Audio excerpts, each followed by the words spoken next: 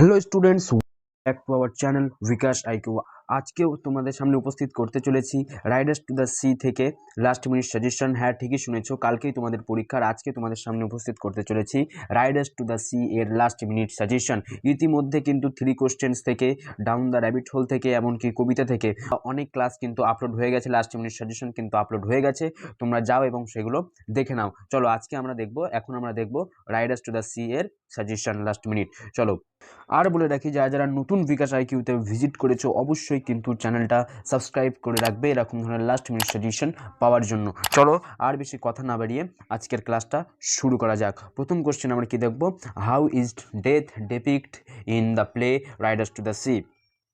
ঠিক আছে, তারপরের কোশ্চেন দেখো, তারপরের কোশ্চেন রয়েছে explain the title of the play Riders to the C. Explain the title of the play Riders to the C, এখান থেকে দুটো করতে হবে, এখান থেকে ওরে রয়েছে, অর্থাৎ who are the Riders to the Sea. এই একটা কোশ্চেন পড়লে কিন্তু তোমরা এই দুটোর অ্যান্সার অলরেডি পেয়ে যাচ্ছ, এটা কিন্তু তোমাদের জন্য খুবই ইম্পর্ট্যান্ট। চলো তারপরের কোশ্চেনটা দেখে নিই। We must be satisfied are the last word of the play. Why does Maurya feel such terrible satisfaction? Moria's sense of peace and satisfaction at the end is ironic. Discuss, এটা discuss করতে বলেছে, এটা কিন্তু ফাজিলে এই কোশ্চেনটা কিন্তু এসেছিল। তারপরে দেখো, how does Maurya achieve peace at the end play Riders to the Sea. ঠিক আছে, এখানে কিন্তু সুন্দরভাবে খুব সহজ ভাষায় কিন্তু এখানে সমস্ত কিছু দেওয়া রয়েছে, তোমরা এগুলো সুন্দরভাবে দেখে নিবে। তারপরে দেখো, discuss the stage and the setting of the play Riders to the C.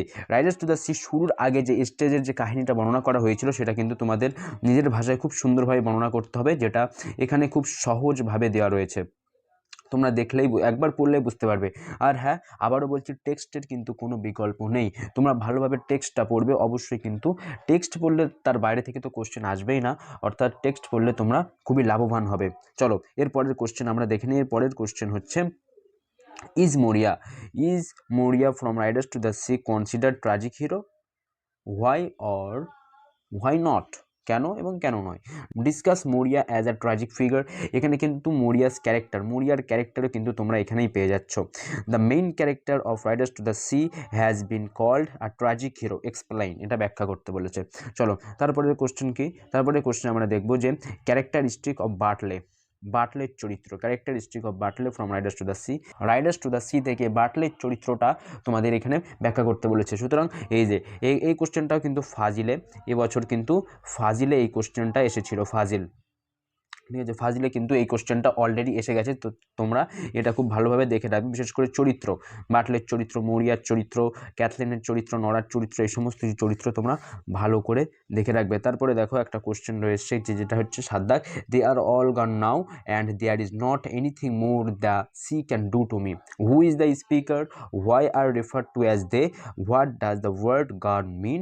And last one, why can the sea cause no more damage to the speaker? চলো এই কোশ্চেনটা আমরা একটু ডিসকাস করে নিই।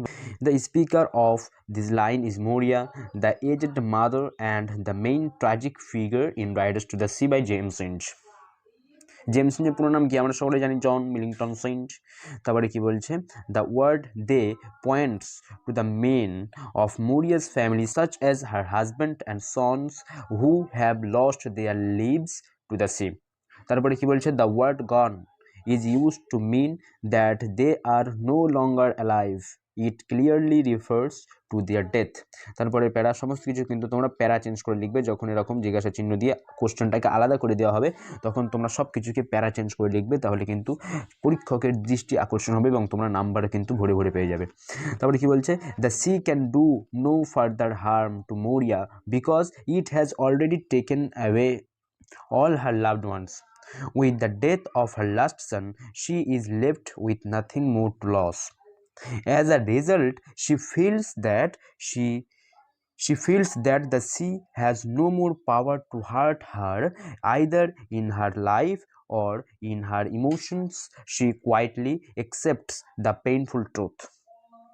চলো তোমাদেরকে বলে রাখি, তোমরা কিন্তু অবশ্যই টেক্সট বইটা পড়বে, সেখান থেকে কিন্তু ভাগ ভাগ করে কোশ্চেন আসবে, অর্থাৎ আগেও তোমাদের আমরা আগের ভিডিওতে তোমাদের আমি বলেছি ওটা 2+2+2 করে কিন্তু তোমার কোশ্চেন আসবে, সেটা কিন্তু তোমরা ভালোভাবে ফলো করবে।